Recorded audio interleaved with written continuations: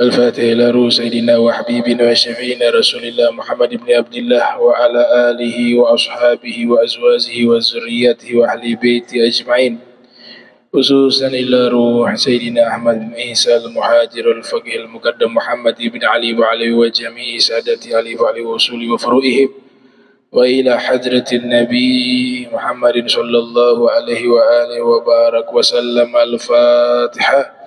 أعوذ بالله من الشيطان الرجيم. بسم الله الرحمن الرحيم. الحمد لله رب العالمين الرحمن الرحيم مالك يوم الدين. إياك نعبد وإياك نستعين اهدنا الصراط المستقيم صراط الذين أنعمت عليهم غير المغضوب عليهم ولا الضالين آمين. السلام عليكم ورحمة الله وبركاته. الحمد لله القوي سلطانه، الواضح برهانه، المبسوط في الوجود كرمه وإحسانه، تعالى مجده وعظم شأنه، خلق الخلق لحكمة وافتوى عليها علمه وبسط لهم من فائد المنة، جرت به في أقداره القسمة. أشهد أن لا إله إلا الله وحده لا شريك له، وأشهد أن سيدنا محمدا عبده ورسوله لا نبي بعده. اللهم صل وسلم على سيدنا محمد وعلى آله وأصحابه ومن تبعهم بإحسان إلى يوم القيامة. أما بعد، سبحانك لا علم لنا إلا ما علمتنا إنك أنت العليم الحكيم. ربي اشرح لي صدري ويسر لي أمري واحلل عقدة من لساني يفقهوا قولي وسدد لساني واهدي قلبي بحق سيدنا محمد صلى الله عليه وآله وبارك وسلم. يا من هو في علوه كائن، يا من هو في فعل حميد، يا من هو في مجده متين. اللهم أكرمنا بنور الفهم وأخرجنا من ظلمات الوهم وارزقنا فهم النبيين وحفظ المرسلين وإلهام ملائكة المقربين. ربنا زدنا علما وفهما وعقلا يا أكرم الأكرمين بحق سيدنا محمد خاتم الأنبياء والمرسلين. يا رحمن يا رحيم. وصلى الله على سيدنا محمد وعلى آله وصحبه وبارك وسلم والحمد لله رب العالمين. قال المصنف رحمه الله ورضي الله تعالى عنه وأرضاه ونفعنا به وبعلومه وأمدنا بأسراره وأعادنا من بركاته في الدارين. رضي الله عنكم. فصل. اعلم أن القنوت في الصلاة الصبح سنة للحديث الصحيح فيه عن أنس رضي الله تعالى عنه أن رسول الله صلى الله عليه وسلم لم يزل يقنط في الصبح حتى فارق الدنيا. رواه الحاكم أبو عبد الله في كتاب الأربعين وقال حديث صحيح. الفاتحة بنية الشفاء إلى روح والجسد شريف خديجة وداود أنت تعلم بأسمائه باسمه، وإلى حضرة النبي محمد صلى الله عليه وسلم. الفاتحة. أعوذ بالله من الشيطان الرجيم. بسم الله الرحمن الرحيم. الحمد لله رب العالمين الرحمن الرحيم مالك يوم الدين. إياك نعبد وإياك نستعين اهدنا الصراط المستقيم صراط الذين أنعمت عليهم غير المغضوب عليهم ولا الضالين آمين. السلام عليكم ورحمة الله وبركاته. Yang saya muliakan para imam Masjid Al-Munawwar, wabil khusus ya, Al-Ustadz Aswin, Haji Aswin, wal Ustadz Jamal, Ustadz Malik, wah para habaib, Ami Alwi, Albar, para sesepuh, hadirin hadirat yang insya Allah dirahmati Allah subhanahu wa ta'ala. Kita masih membahas tentang bab kunut subuh. Di sini Imam Nawawi, kita kenal ya, Imam Nawawi ini ulama kaliber, baik di bidang ilmu fikih maupun ilmu hadis. Jadi beliau diakui sebagai ulama ahli fikih dan ulama ahli hadis. Kelahiran tahun 631 Hijriah, wafat 676 Hijriah. Nah, sehingga penilaian beliau terhadap hadis tentu bukan penilaian yang sembarangan, yang memang dinilai oleh para ulama. Kalau beliau menilai hadis ini sahih atau hadis ini hasan, itu penilaian beliau diakui gitu. Nah, sehingga julukan beliau itu dikatakan oleh para ulama faqihul muhadditsin wa muhaddithul fuqaha. Imam Nawawi itu kalau mau kita gambarkan, beliau ahli fikih di kalangan ahli hadis. Tidak semua ulama ahli hadis pakar di bidang fikih, tapi Imam Nawawi dijuluki sebagai ahli fikih di kalangan ahli hadis. Jadi ahli hadis belum tentu disebut sebagai faqih, belum tentu. Ya, walaupun ada beberapa ulama hadis yang tentunya mereka ahli fikih ada, tapi bukan standarnya kita ya, bukan standarnya kita. Ahli hadis itu gak paham tentang fikih, itu standarnya seperti kita, bukan. Tapi untuk sesama kalangan mereka itu kapasitas ilmu fikihnya itu ada yang levelnya sangat tinggi sampai masuk kepada derajat mujtahid. Nah, Imam Nawawi masuk ke level mujtahid, mujtahid tarjih. Kemudian beliau dikatakan juga muhaddits al-fuqaha, ahli hadis di kalangan para ahli fikih. Nah, itu gambaran dari Imam Nawawi seperti itu. Kalau Ibnu Katsir yang lahir tahun 700 Hijriah, wafat 774, di dalam kitab Al-Bidayah wan Nihayah mengatakan kana ra'san fil madhab. Beliau pemimpin ulama di dalam mazhab Syafi'i. Itu penilaian dari Ibnu Katsir.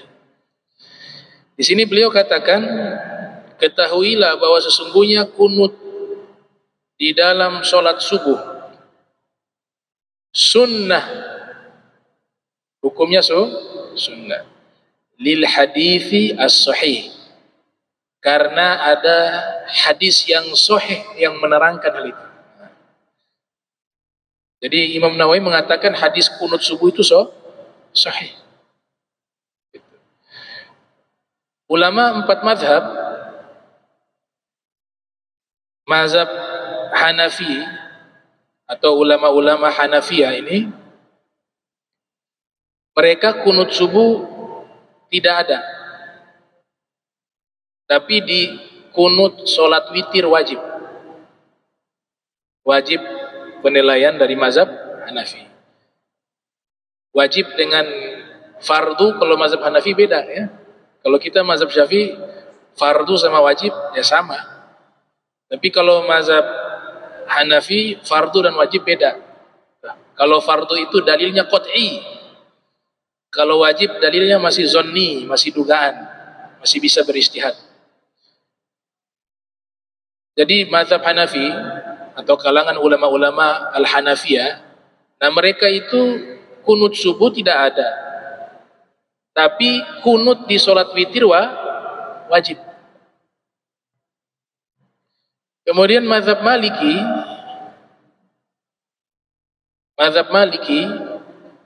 menyatakan bahwa kunut itu hanya ada di satu saja, satu sholat subuh. Mazhab Maliki.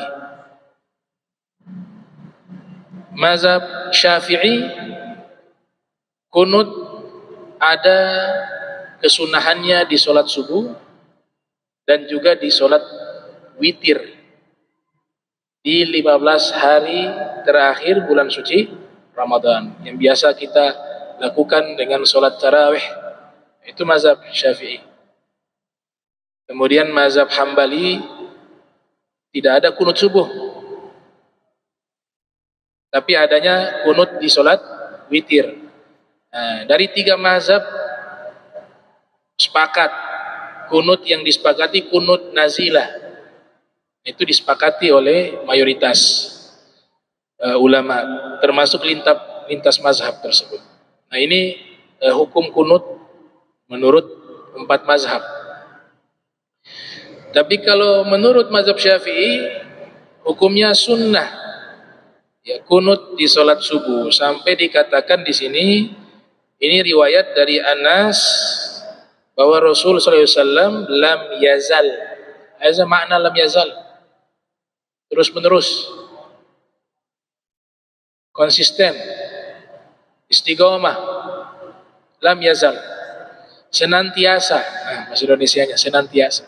Senantiasa Rasulullah itu kunut di salat subuh hatta faraqad dunya, hingga beliau berpisah dengan dunia. Maknanya apa? Sampai beliau meninggal dunia. Nah, ternyata hadis ini juga dinilai oleh Imam Al-Hakim, sahibul kitab Al-Mustadrak, yang lahir tahun 321 Hijriah, wafat 405 Hijriah. Beliau juga mengatakan hadis ini hadis yang sahih. Hadis yang sahih. Dan hadis ini ada di kitab Al-Arba'in. Kitab beliau berjudul Kitab Al-Arba'in. Nah, jadi Imam Malik juga termasuk yang mensahihkan hadis ini. Nah, berarti ada apa? Ada perbedaan. Ya, pertemuan lalu kan saya sudah bahas dari sisi sanad rawi yang meriwayatkan hadis tersebut. Ya, terjadi perbedaan pendapat di kalangan muhaddithun. Makanya agak perlu diperdebatkan, agak perlu dipertentangkan. Ya. Yang mau buat, kalau memang dia mazhab Syafi'i itu ya dia kerjakan. Gitu. Dia kerjakan. Sebenarnya toleransinya ulama terdahulu itu indah. Yang tidak berkunut, dia jadi makmum, sedangkan imamnya kunut, dia ikut kunut. Toleransinya begitu para ulama yang alim. Kalau di kita kan imamnya kunut, dia yahanu tidak kunut ya. Baca. Apa salahnya ngikut? Toh itu juga yang menetapkan ulama-ulama yang alim. Begitu pula kita yang tidak, kita menjadi makmum dari imam yang tidak berkunut misalnya. Jangan pakai kunut. Ngikut aja, sah dua-duanya. Nah, itu yang jadi masalah ini orang-orang yang nggak paham. Ya, mempertentangkan sesuatu yang sejak dahulu di kalangan ulama sudah berbeda tentang masalah ini. Jadi gak akan ada selesainya. Nah, makanya dikatakan di sini oleh Dr. Said Muhammad bin Alwi Al-Maliki, al-insanu kullama ittasa'a ufukuh qalla inkaruhu 'alan nas. Seseorang jika cakrawala ilmunya luas, maka dia sedikit mengingkari orang lain. Karena referensinya banyak. Tapi kalau referensinya hanya satu buku, kunci ibadah saja misalnya. Kunci ibadah ini kitab manfaat.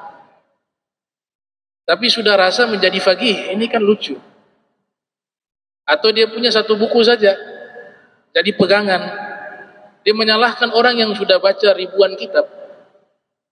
Nah, ini menjadi apa? Menjadi problem, menjadi masalah. Makanya Imam Ghazali bilang, ya, Imam Ghazali yang katakan dalam kitab Faisalu Tafriqah Bainal Islam wa Zindiqah, lau sakata man la yadri laqalla al-khilafu baina khalqi. Kalau orang yang tidak faham diam, maka tidak akan terjadi perselisihan di tengah-tengah manusia. Cuma yang berbicara yang lebih banyak, yang tidak faham, itu yang masalah. Yang fahamnya diam, masalah juga. Jadi kita harus bijak, harus dewasa. Yang penting sholat subuh. Lebih lucu lagi, berdebat masalah kunut subuh, tapi yang berdebat dua-duanya gak pernah sholat subuh. Itu lebih lucu lagi. Hadza zaman. Jadi wadihnya jelas ya, bahwa kita melakukan sunnah kunut subuh itu hadisnya sahih. Kalau hadisnya sahih, jangan dikatakan bid'ah dong. Emang yang mengatakan bid'ah kunut subuh itu sama Imam Nawawi, levelnya apakah sama? Nah, jauh. Mabainas sama Imam Nawawi itu Masuk toilet seminggu sekali karena makannya sedikit. Belajar bertahun-tahun, punggung tidak diletakkan di atas tanah. Waktu malam beliau menghidupkan dengan ibadah dan mengarang kitab. Jumlah kitabnya dengan umurnya itu jumlah kitabnya itu kalau dihitung tidak sesuai dengan umurnya yang hanya 40 tahun atau 45 tahun. Badannya kurus kering, sampai tidak sempat menikah karena wakafkan umurnya dengan berkhidmah kepada ilmu Islam, ilmu Nabi Muhammad SAW. Ini yang datang nikahnya banyak, nyalain Imam Nawawi. Istri 4, istri 3. Tidur tiap malam. Karangan kitab tidak ada. Kalaupun ada, pakai kitab Imam Nawawi, tapi menyalahkan Imam Nawawi. Itu luar biasa. Referensinya Riyadhus Shalihin. Tapi Imam Nawawi mengatakan hadis sahih, dia mengatakan kunut subuh bid'ah. Nah, ini orang yang tidak tahu kadar dirinya. Rahimallahu mra'an arafa qadra nafsi. Ya, semoga Allah merahmati orang yang tahu kadar dirinya. Jauh kita dengan Imam Nawawi, jauh. Wah, mujahadahnya luar biasa. Makannya kurma sama air putih, badannya kurus kering. Gak ada rumah, tinggal di sekolah itu, Darul Hadis. Sampai meninggal di situ. Dikuburkan di Nawa. Ketika dikuburkan tidak lama, beberapa waktu tumbuh pohon di tengah-tengah kuburannya. Para sufi mengatakan kalau ada kuburan di tengah-tengahnya tumbuh pohon, itu tumbuhnya di jantungnya, di hatinya. Berarti itu menandakan dia seorang wali besar. Nah, kitab terakhir yang beliau tulis membahas tentang masalah tasawuf, masalah sufistik. Kitab terakhir yang beliau tulis. Beliau punya kitab terakhir judulnya Bustanul Arifin. Kebun orang-orang arif billah. Tapi sebelumnya alim beliau. Beliau punya kitab fikih, kita baca saja agak kuat. Al-Majmu' 27 jilid. Ada kitab beliau Rawdatul Talibin wa Umdatul Muftiyin. Itu juga berjilid-jilid. Ada kitab rujukan. Biasanya orang-orang yang belajar ilmu agama, mazhab Syafi'i, pasti wajib belajar kitabnya Imam Nawawi. Nama kitabnya Minhajut Talibin. Itu kitab wajib. Jadi belum dikatakan layak mengajar fikih Syafi'i kalau belum baca kitab Minhajut Talibin. Ya, kemudian kitab-kitab ini disyarahi lagi oleh Zakaria Al-Ansari. Ada kitab namanya Asnal Matalib. Dikatakan man lam yaqra Asna Matalib lam yakun Syafi'iyya. Orang yang tidak pernah baca kitab Asna Matalib, maka dia bukan seorang ulama Syafi'i. Dia bukan orang yang bermazhab Syafi'i. Nah, ini Imam Nawawi yang mengatakan bahwa ini hadis yang sahih. Wa'lam anna al-kunuta mazru'un 'indana fi subhi wa huwa sunnatun muta'akkadatun. Nah, ini beliau tambahkan lagi di sini. Ketahuilah bahwa sesungguhnya kunut disyariatkan menurut kami di salat subuh. Dan dia bukan sekedar sunnah biasa, tapi dia sunnah yang dikukuhkan. Lau tarakahu lam tabtul salatuhu lakin yasjudu li sahwi sawa tarakahu amdan aw sahwa. Nah, seandainya tidak melakukan kunut di salat subuh, tidak membatalkan salat, akan tetapi disunnahkan sujud sahwi. Baik dia meninggalkannya dengan sengaja ataupun dengan tidak sengaja, sahwa, lupa. Wa amma ghairu subhi minas shalawatil khams fahal yaqnutu fiha.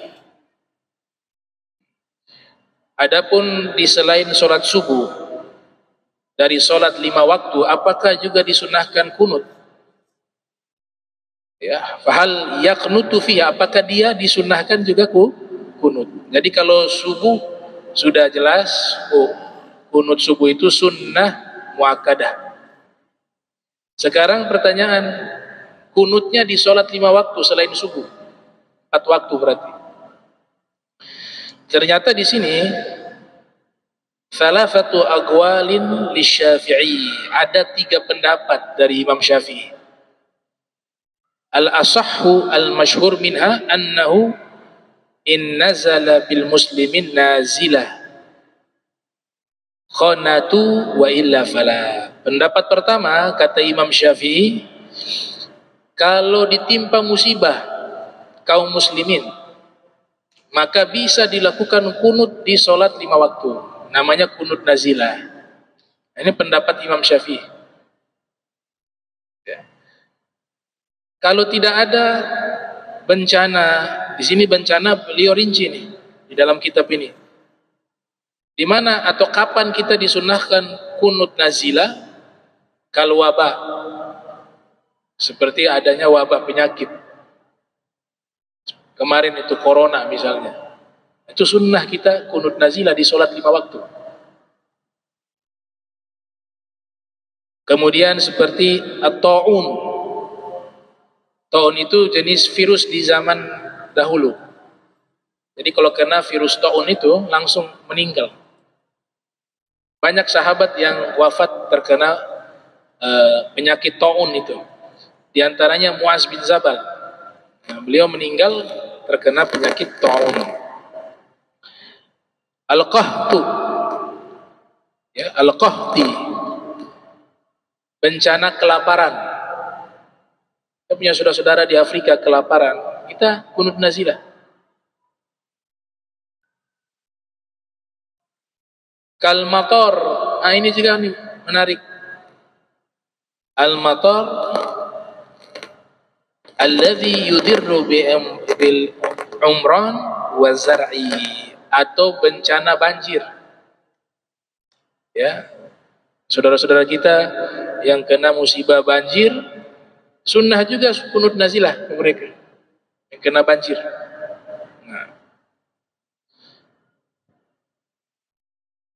Nah, selain kunut nazilah tidak ada, kata Imam Syafi'i, satu pendapat.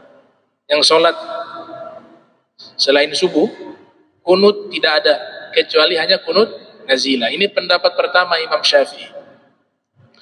Pendapat kedua, yaqnutuna mutlaqa, secara mutlak bisa kunut di sholat 5 waktu.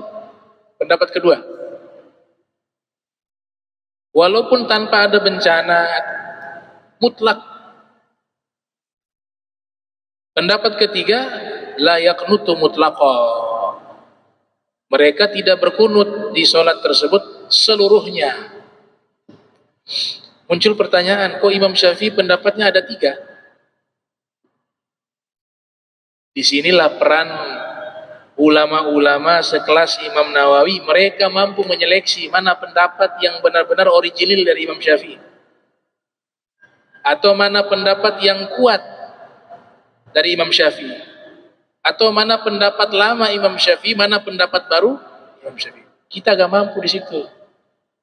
Yang mampu siapa? Imam Nawawi, Imam Rafi'i, namanya mujtahid tarjih. Mereka mampu menyeleksi. Nah, setelah diseleksi oleh Imam Nawawi, Imam Nawawi menyimpulkan pendapat yang paling sahih itu yang pertama. Apa itu? Disunnahkan kita kunut selain sholat subuh. Sholat subuh sunnah muakkadah. Di selain sholat subuh disunnahkan ketika ada bencana menimpa kaum muslimin, namanya kunut nazilah. Ya. Sini beliau katakan begitu, al-asah. Ini pendapat yang paling sahih. Berarti Imam Nawawi tahu nih pendapat dari 3 pendapat ini mana yang paling kuat, atau mana yang benar-benar disampaikan oleh Imam Syafi'i. Itu ada ulama namanya Ibnu Hazm. Ibnu Hazm itu yukhallitu al-gaul qadim wa gaul jadid. Dia mencampur adukkan pendapat lamanya Imam Syafi'i dan pendapat barunya Imam Syafi'i. Ibnu Hazm. Alasannya apa? Wallahu alam. Tapi beliau dikatakan oleh para ulama salah satu tokoh ulama yang mencampurkan pendapat lama Imam Syafi'i dengan pendapat baru. Waktu Imam Syafi'i di Baghdad, di Irak, fatwa yang keluar itu pendapat lama. Pindah ke Mesir tahun 199, pindah ke Mesir, ternyata dapat hadis baru, lihat tradisi baru di Mesir.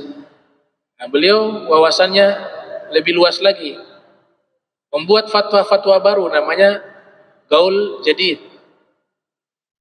Yang paling kuat yaitu Gaul Jadid memang. Tapi Gaul Qadim juga ada beberapa masalah. Gaul Qadim lebih diunggulkan dari Gaul Jadid. Nah, ini pendapat lamanya Imam Syafi'i dan pendapat baru. Banyak tokoh-tokoh ulama dengan motivasi yang berbeda-beda. Saya tidak tahu motivasinya apa, tapi Ibnu Hazm seorang ulama yang alim. Ya, beliau mazhab Zahiri. Ikut kepada Abu Daud Az-Zahiri. Pengarang kitab Al-Muhalla. Itu ulama mengatakan beliau salah satu tokoh, berarti masih ada yang lain. Dan beliau hidup sebelum Imam Nawawi. Beliau salah satu tokoh ulama yang mencampurkan pendapat lama Imam Syafi'i dengan pendapat barunya. Jadi dicampur. Nah, disitulah dibutuhkan tokoh ulama yang punya kapasitas ilmu yang sangat mumpuni, sehingga dia bisa menyeleksi mana pendapat-pendapat lamanya Imam Syafi'i, mana pendapat-pendapat barunya Imam Syafi'i. Apalagi jarak ini cukup jauh antara masa Imam Syafi'i tahun 150 lahir, wafat 204, dengan masanya Imam Nawawi 631, itu kurun waktu yang sangat jauh, ratusan tahun. Jadi bisa dimengerti kenapa kok ada 3 pendapat di sini. Wa yustahabbu al-qunut indana fi nisfil akhir min syahri Ramadan fi rak'atil akhirah minal witri. Dianjurkan, disunnahkan kunut di bagian akhir dari bulan suci Ramadan. Maksudnya 15 hari terakhir disunnahkan untuk kunut di rakaat paling akhir dari sholat witir. Nah, itu kan kita biasa kerjakan ya, karena kita Syafi'i. Itu pendapat dari mazhab Syafi'i. Walana wajhun an yakunuta fiha fi jami'i syahri Ramadan. Ternyata ini juga disimpulkan oleh Imam Nawawi, kurang lebih ada 3 pendapat terkait masalah kunut di sholat witir. Ada 3 pendapat. Pendapat pertama tadi, kunut di sholat witir di 15 hari terakhir bulan suci Ramadan. Dan kunutnya di paling akhir, rakaat paling akhir. Itu pendapat pertama. Pendapat kedua, kunutnya itu di sepanjang bulan suci Ramadan. Mulai hari pertama sampai hari akhir. Pendapat ketiga, fi jami'i as-sanah wa huwa mazhab Abi Hanifah. Nah, pendapat ketiga ini beliau nukil dari mazhab Hanafi. Pendapatnya Imam Abi Hanifah menyatakan bahwa dilakukan kunut di sholat witri itu sepanjang tahun. Jadi kalau mazhab Hanafi itu kunut terus sholat witir sepanjang tahun, setiap hari. Wal ma'ruf min madhhabina wal awal. Nah, ini perhatikan di sini beliau tutup dengan pernyataan wal ma'ruf min madhhabina wal awal. Tapi yang populer ini bahasa tawadu. Beliau tidak katakan dari hasil penelitian saya yang paling kuat yang pertama, ya. Tapi beliau katakan orang sudah tahu semua begitu. bahwa di mazhab kita ini yang paling benar adalah pendapat pertama tadi, yaitu kunut sholat witir sunnahnya ketika 15 hari terakhir atau separuh dari bulan suci Ramadan di sholat witir di rakaat paling akhir. Itu yang paling populer.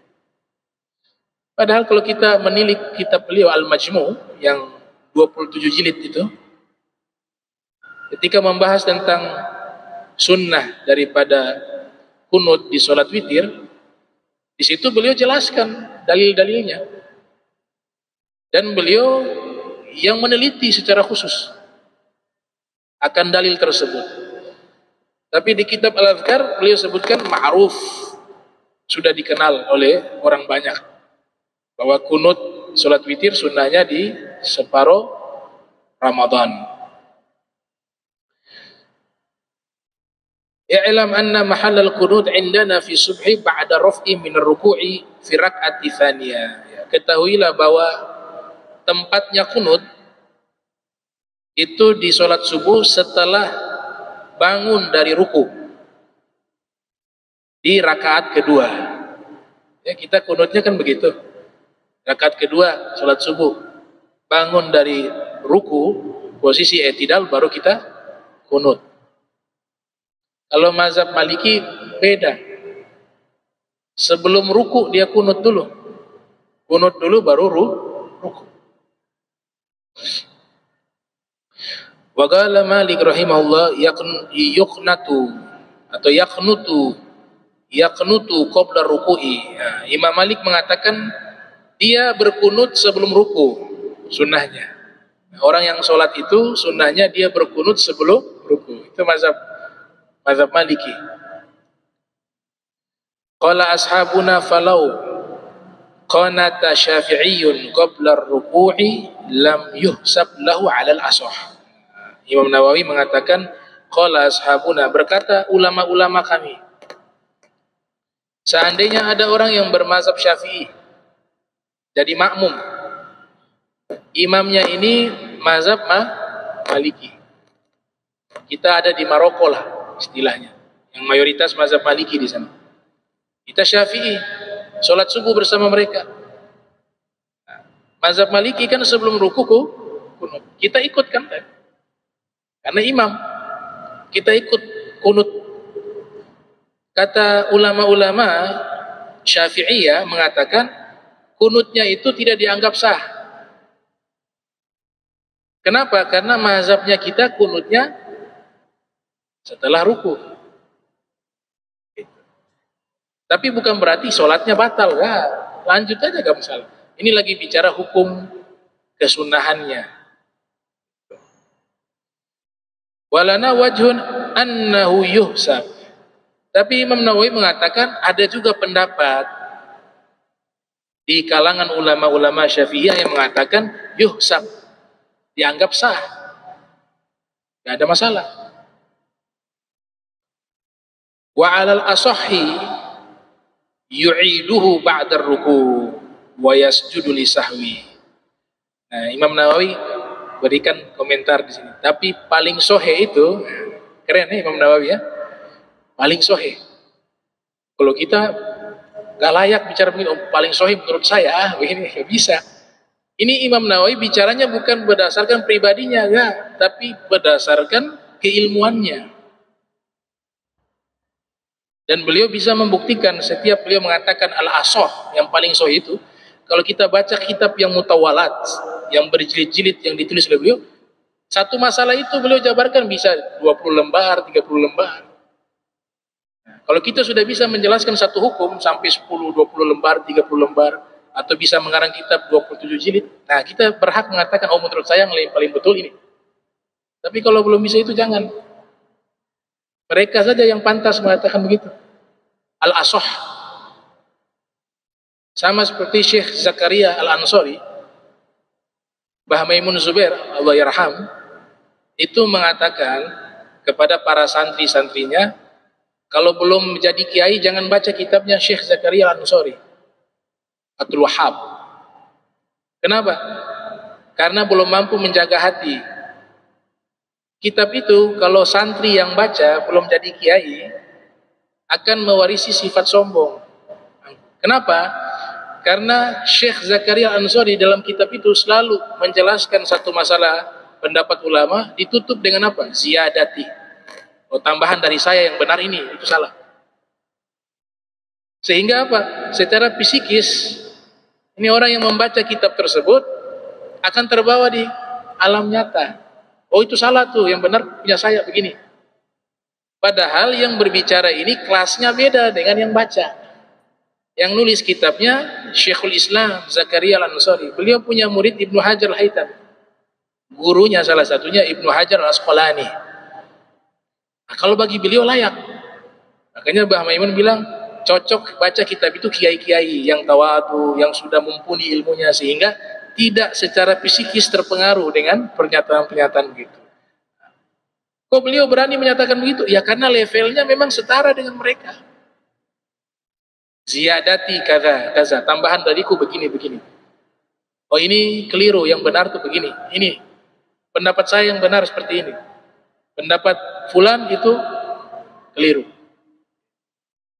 Nah, untuk kalangan mereka enggak masalah. Tapi kalau kita kurang ajar. Oh, pendapat Imam Nawawi ini menurut saya tidak tepat. Kalau kita jadi sul adab.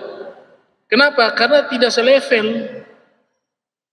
Dari ibadah gak level, dari ilmu tidak selevel, dari zuhudnya tidak selevel, dari waroknya tidak selevel. Kita ini apa saja kita makan. Imam Nawawi itu hanya makan kurma yang beliau tanam di kebunnya. Yang beliau tahu tuh halalnya di mana. Bahkan airnya itu harus air hujan. Karena dapat informasi waktu itu ada pemerintah namanya Bayi Baros. Dia mengambil pajak sangat tinggi bagi masyarakat, kemudian pemerintahannya tidak terlalu baik. Imam Nawawi takut makanan yang dia makan itu ada kandungan syubhat. Jadi beliau hanya mau makan kurma yang beliau tanam di kampungnya, di kota Nawah itu.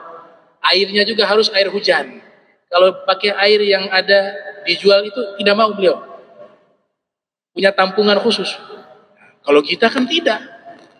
Terus kita mau menyalahkan pendapat beliau. Ya. Sofyan Tsauri misalnya begitu. Kambing zakat itu, kambing zakat 1 ekor lepas. Beliau hobi makan kambing. Selama belum dapat informasi kambing yang zakat itu dari Baitul Mal lepas itu belum ditemukan, beliau mogok makan kambing. Sampai 1 tahun berikutnya ketangkap itu kambing, baru beliau makan kambing. 1 tahun mogok karena takut apa? Takut beli di pasar kambing, ternyata kambing itulah kambing zakat yang hilang itu. Mogok makan. Nah, makanya saya katakan jauh kan kita. Kita saja yang syubhat kita bilang halal. Ya, diajak makan ini makanan entah dari mana, sudah bismillah halal.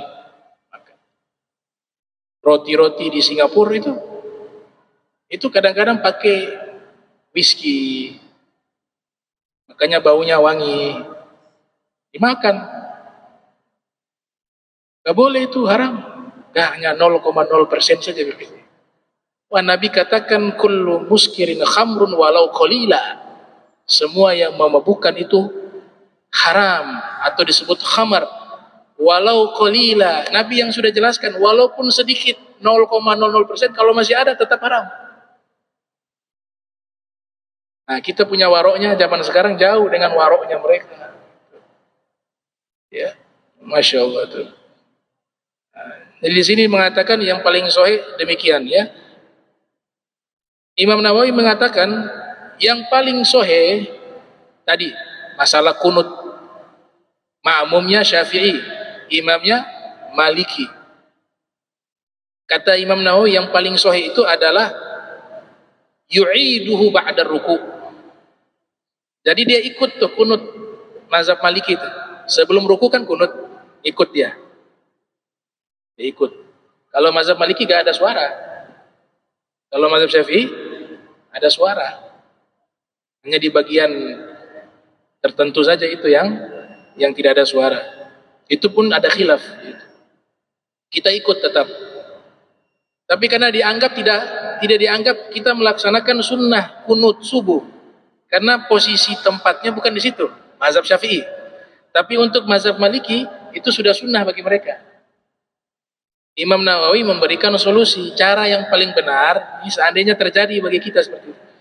Ketika imam ruku, habis dari kunut, kita juga ikut kunut, kita ruku, bangun daripada rukunya imam, kita kunut lagi.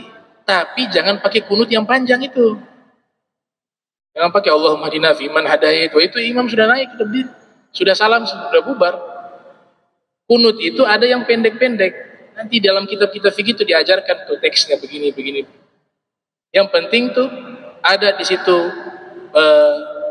doa, salawat di bagian belakang. Itu. Minta petunjuk, minta rahmat. Nah itu yang diajarkan oleh Imam Nawawi. Jadi kunut 2 kali jadinya. Kunut pertama karena ikut imam, imamnya mazhab Maliki. Kunut kedua inilah kunut yang sunnah dalam mazhab Syafi'i. Gitu. Wa yasjudu li sahwi. Nah, tapi ditambah lagi nanti. Karena tadi dia kunutnya 2 kali. Kata Imam Nawawi ditambah bagian sebelum salam sujud sahwi. Sujud sahwi itu 2 kali. Sebelum salam. Kalau mazhab Hanafi salam dulu baru sujud sahwi, beda lagi. Mazhab Hanafi salam dulu baru sujud sahwi. Mazhab Syafi'i sebelum salam sujud selesai sujud sahwi baru salam. 2 kali sujudnya. Subhanalladzi la yanam wala yashu atau wala yansa, bisa. Waqila la yusjad atau waqila la yasjud. Waqila la yasjud.